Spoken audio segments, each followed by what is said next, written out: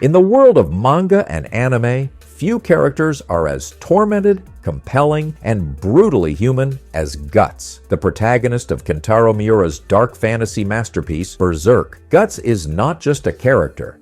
He's a force of will, the embodiment of pain turned into purpose. To understand why he fights, why he struggles, and why so many fans around the world are drawn to his journey, we have to go all the way back to the beginning, to one of the darkest origin stories in fiction. Welcome back to your nerdy show Anime.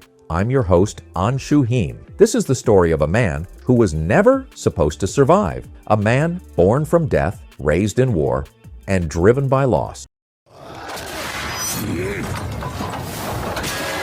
Born from the corpse of a hanged woman, Guts' life begins in the most horrifying way possible. During a bloody battle, a group of mercenaries discovers a dead woman hanging from a tree, surrounded by the corpses of other executed prisoners. Beneath her, they hear the cries of a newborn child. That child is Guts, literally born from the corpse of his mother, who gave birth as she died. It's a grotesque image, but it perfectly foreshadows the kind of world Berserk inhabits. This is a place where violence is routine, fate is cruel, and survival is never guaranteed. A woman named Shisu, a camp follower for the mercenaries, takes pity on the infant and decides to raise him as her own, despite the ominous nature of his birth. For a time, Guts has someone who cares for him, but fate isn't done with him yet. When Guts is only 3 years old, Shisu dies of the plague. With no one else willing to take him in, the responsibility falls to Gambino, a hardened mercenary who was Shisu's partner. And this is where Guts' real descent into suffering begins.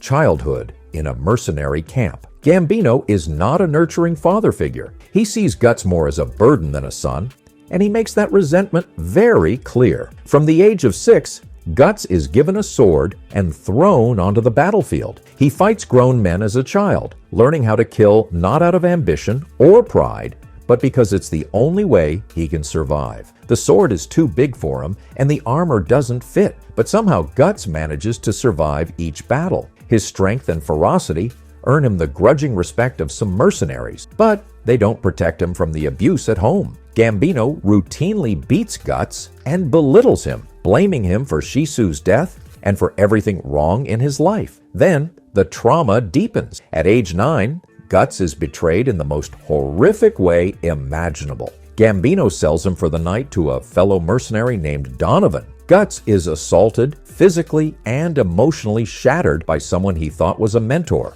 all with Gambino's permission. It's a moment that marks him forever. From this point on, Guts learns that trusting others only leads to pain. The betrayal by Gambino ultimately leads to a deadly confrontation. One night, Gambino drunkenly attacks Guts, accusing him again of ruining his life. In the struggle, Guts kills Gambino in self-defense and flees the camp, now pursued by the only people he's ever known. At the age of 10, he becomes a fugitive, alone in a hostile world, wounded, hunted, and emotionally broken. And yet, he survives. Forging a warrior, a life of endless battle. Over the next few years, Guts continues to live as a wandering sellsword. He grows stronger, faster, and more brutal with every battle. With no family, no homeland, and no purpose, battle becomes his only constant. Fighting is how he keeps himself grounded, how he finds meaning in a world that's taken everything from him. But beneath that hardened exterior, Guts is still searching for belonging, for identity, for something more than just survival. That chance finally comes when he crosses paths with the Band of the Hawk, a rising mercenary group led by the enigmatic and charismatic Griffith. The Band of the Hawk, a new beginning. Guts' encounter with the Band of the Hawk changes everything. After losing to Griffith in a duel, he's forcibly recruited into the group.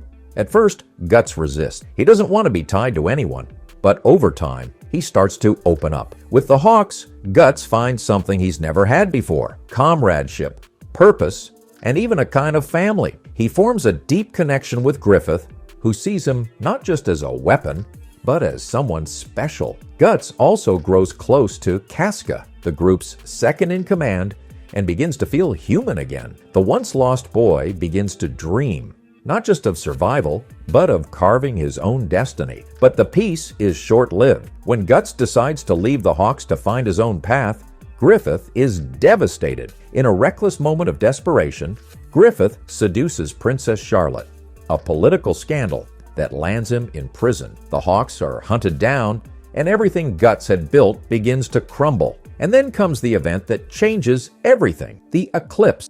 The eclipse. Humanity torn apart. The eclipse is one of the most infamous moments in manga history. Guts and the surviving Hawks attempt to rescue Griffith, only to be dragged into a nightmarish dimension. There, Griffith activates the Behelit, a demonic artifact, and offers up his comrades as a sacrifice in exchange for godhood. What follows is a massacre. Demons descend upon the Hawks, slaughtering them in gruesome fashion. Guts is forced to watch as Casca is assaulted before his eyes by Griffith, now transformed into Femto, one of the God Hand. Guts loses an eye, loses his arm, and very nearly loses his mind. The most painful part? Griffith was the closest thing Guts ever had to a friend. Guts and Casca survive, but they are forever changed. Casca's mind is shattered, and Guts is consumed by rage. From this moment on, he dedicates his life to hunting the Apostles, the monstrous servants of the God Hand,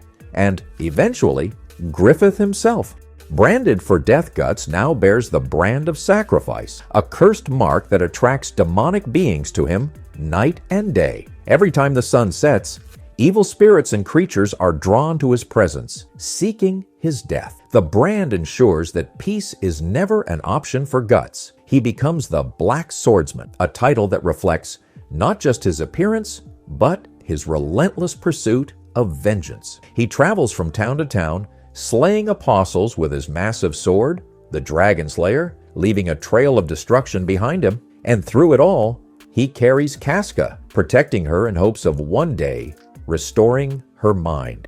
A warrior shaped by pain. Guts' story is defined by struggle, but it's not just physical, it's emotional, existential. He battles with the hatred that burns inside him, the trauma that refuses to fade, and the question of whether revenge will ever be enough. He is a man constantly on the brink, haunted by the past, hunted by evil, yet still fighting for a future he can barely imagine. And yet, within him, there is something unbreakable. Despite everything, Guts protects the people he loves. He inspires loyalty in those who travel with him. He still hopes, even when all logic tells him to give up. That's why fans around the world resonate with him. Guts isn't a perfect hero.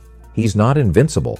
He breaks, he bleeds, he cries, but he gets back up every time.